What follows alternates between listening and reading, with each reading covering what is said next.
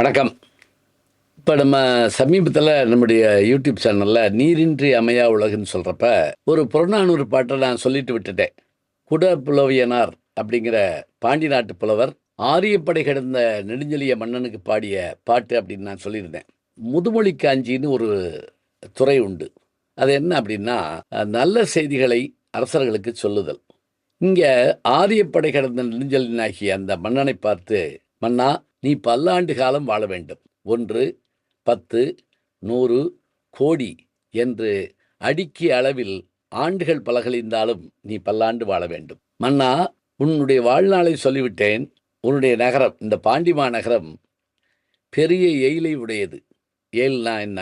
கோட்டை மதில். கோட்டை மதிலுக்கு உள்ள என்ன இருக்கும்? அகழி இருக்கும். அகழி ஆழமானதாகவும் தண்ணீர் மிகுந்ததாகவும் ஆட்கொள்ளி முதல்களை உடையதாகவும் அது இருக்கும். அங்கே மீன்களும் வாழும். அந்த மீன்கள் காஞ்சி பூவையும் மற்றும் இருக்கிற பூக்களையும் தாவி தன்னுடைய வாயிலை கவிக்கொள்ளும். இத்தகைய பெருமை மிகுந்த அரண்மனை உடையவன் நீ. உனக்கு நான் ஒன்று சொல்லுகிறேன் கேள். புகழ் பெறுவதற்கு 1000 வழிகள் உண்டு.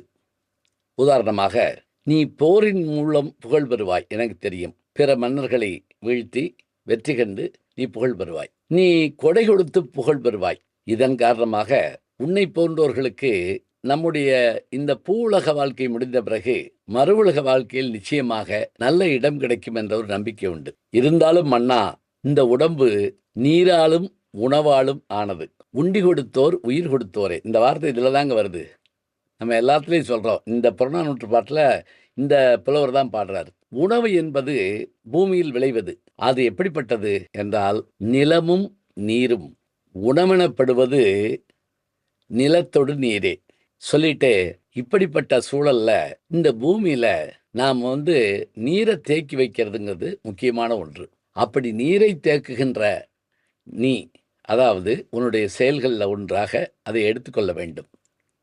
எப்படி என்றால், பூமியில் எந்த இடத்திலெல்லாம் பள்ளம் இருக்கிறதோ அந்த இடத்திலெல்லாம் நீ நீரை நிரப்புவாயே, ஆனால் நிச்சயமாக உனக்கு சொர்க்கத்தில் இடம் கிடைக்கும். நிலத்தில் தண்ணீரை தேக்கி வைக்க வேண்டும் என்பதை நிலநெளி மருங்கில் நீர்நிலை பெருக.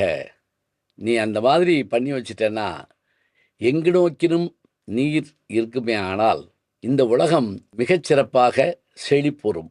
பாட்டை முடிக்கிறப்ப, இந்த மாதிரியான தண்ணீரை தேக்கி நிலைநிறுத்தாதவர்கள் தள்ளாதார் தள்ளாதாரே.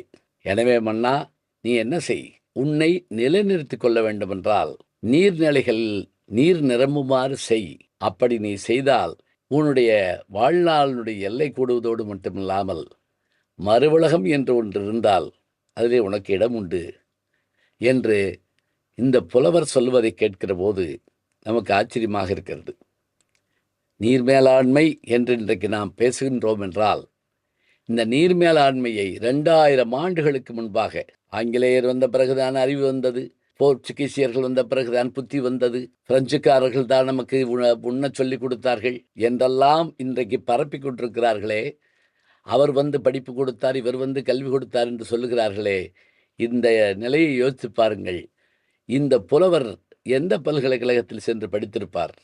மக்களில் ஒருவராக இருந்து பேசுகின்றார். மாளிகையில் ஒருவராக இருக்கின்ற மன்னரை பார்த்து பேசுகின்றார். மன்னரிடத்தில் பொருள் பெறுவது மட்டும் அவருடைய நோக்கமில்லை. இந்த பூமிக்கு என்ன செய்ய வேண்டும் என்பதை மக்களின் குரலாக ஒலிக்கின்ற இந்த பாடல் எத்தனை பெருமையுடையது.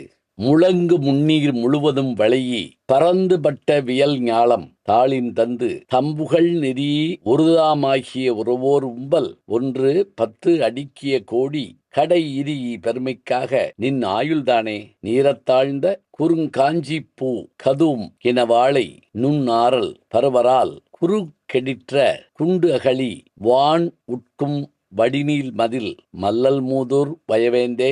செல்லும் உலகத்து செல்வம் வேண்டினும் ஞாலம் காவலர் தோல்வெளி முறுக்கி உரு நீ ஆகல் வேண்டின் சிறந்த நல்லுசை நிறுத்தல் வேண்டினும் மற்றதன் தகுதிகள். இனி மிகுதியாள நீரின்றி அமையா யாக்கைக்கு எல்லாம் உண்டி கொடுத்தோர் உயிர் கொடுத்தோரே. உண்டி முதற்றே உணவின் பிண்டம். உணவனப்படுவது நிலத்தொடு நீரே. நீரும் நிலனும் புணரியோர் ஈண்டு உடம்பும் உயிரும் படைத்திசினோரே. வித்திவான் நோக்கும் புன்புலம் கண் அகன் வைப்பிற்றாயினும் நன்னிலமாலும் இறைவன் தாட்கு உதவாதே. அதனால் அடுபோர் செலிய இகழாது வல்லே நிலன் நெளி மருங்கில் நீர்நிலை பெருக தட்டோரம்ம இவன் தட்டோரே தல்லாதோர் இவன் தல்லாதாரே. மனித உயிர் மட்டுமில்லை, ஈ எறும்பு தொடங்கி பறவைகள், விலங்குகள், மரங்கள் வரையும் அத்தனையும் செழிப்புற வேண்டுமென்றால் நீர் வேண்டும். அதற்கு மன்னா நீர் வேண்டும் என்று அவரை சுட்டிக்காட்டுகின்ற இந்த பாடல் மறக்க முடியாத ஒன்று. நல்ல செய்திகளை நாளும் சிந்திப்போம். நாளை சந்திப்போம். வணக்கம். ஜி ஞானசம்பந்தன் யூடியூப் சேனல் பாருங்க. உங்களை தேடியே உங்க வீட்டுக்கு வருது. கேட்காம ஒரு விஷயம் உங்களை தேடி வருது பாருங்க, அதை பிடிச்சி வச்சுக்கோங்க. நம்முடைய யூடியூப் சேனலை சேர்ந்து Instagram, Facebook, Twitter, blog, WhatsApp channel என்று அத்தனையிலும் நான் முன்தொடர்ந்து செல்கிறேன். நீங்கள் பின்தொடர்ந்து வாருங்கள்.